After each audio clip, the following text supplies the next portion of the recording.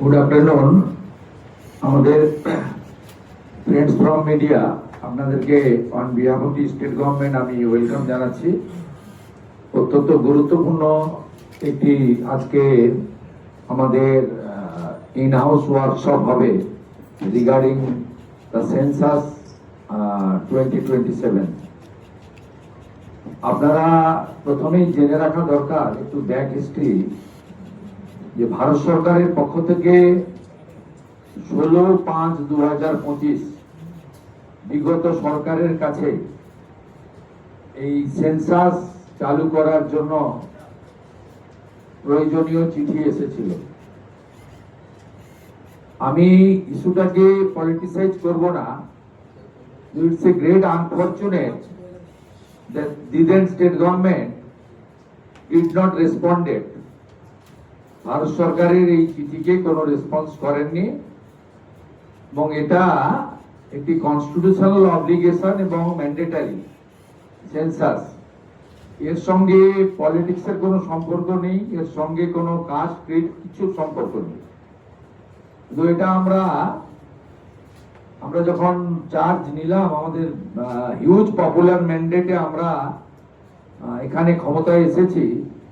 On 9th in presence of our honorable prime minister I took the oath, এবং 11 তারিখে 11th of May আমি first cabinet meeting করি আমাদের state সেক্রেটারিয়েটে in presence of the chief secretary and my 5 cabinet colleagues.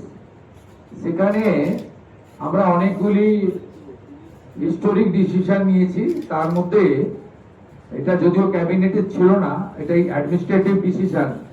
এখানে chief secretary নিজেই decision নিতে পারতেন। এক্ষেত্রেও অত্যন্ত খারাপ একটা ইনসিডেন্ট তৈরি হলো অন রেকর্ড, যে দিদেন টাইম চিফ সেক্রেটারি তিনি কিন্তু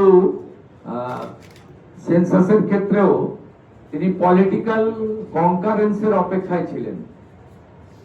যাই হোক, আমরা প্রথম দিন এটাকে অর্ডার আকারে honourable chief secretary government of West Bengal তিনি এটাকে অর্ডার আকারে বের করেন এবং আমরা এই সেন্সাসের কাজটা শুরু করি। আপনাদেরকে আমাদের সেন্সাস ডাইরেক্টর আমাদের ডক্টর রশ্মি কমল তিনি বিস্তারিতভাবে বলেছেন জনস্বার্থে। আমি আপনাদের মাধ্যমে সবাইকে অনুরোধ করব যে এই যে প্রক্রিয়া চলবে আমাদের 1 আগস্ট থেকে ফেব্রুয়ারির এন্ডের মিডনাইট অবধি, এই পুরো প্রক্রিয়াতে সবাই মিলে এটাতে অংশগ্রহণ করবেন, কোঅপারেশন করবেন।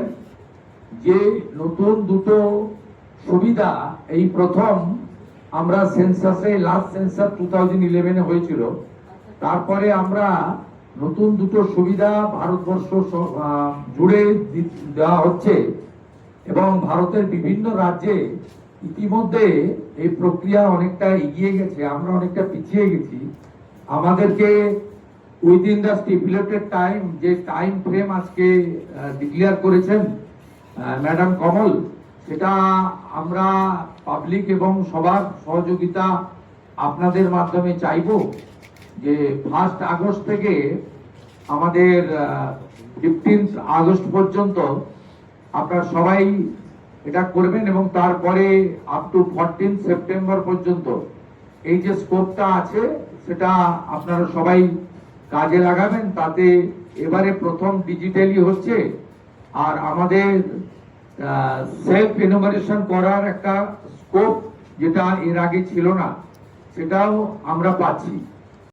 সকলের অংশগ্রহণ, পার্টিসিপেশন এবং আপনাদের সবার সহযোগিতা প্রার্থনা করব, কারণ এটি অত্যন্ত গুরুত্বপূর্ণ এবং বিশেষ করে আমাদের এই রাজ্যে সেন্সাসের ডাটা খুব ইম্পর্টেন্ট।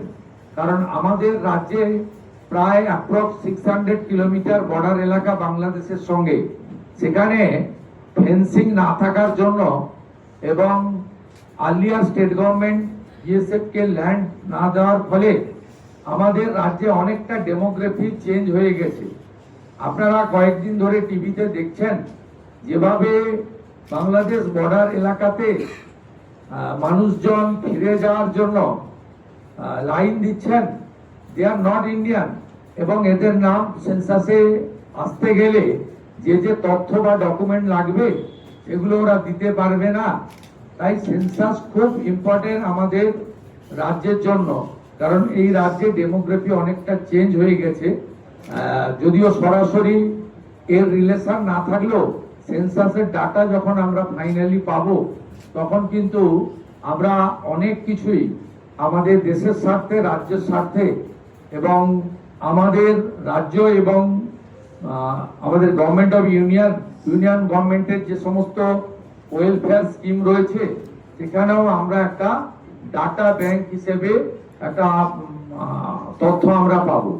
আমি তাই কথা না বাড়িয়ে আমাদের মিডিয়ার মাধ্যমে, print media, electronics media, social media, YouTuber যারা আমাদের এই লাইভ ফলো করছেন, তাদেরকে তাদের মাধ্যমে আমি সকলের সহযোগিতা এবং অংশগ্রহণ প্রার্থনা করব, এবং যারা সেন্সাসের দায়িত্বে থাকবেন তারা যাতে সুন্দরভাবে অত্যন্ত সুনির্দিষ্ট সময়ের মধ্যে এই কাজটা করতে পারেন, সেই জন্য স্টেট গভর্নমেন্টের পক্ষ থেকে ঐকান্তিক আবেদন জানাবো।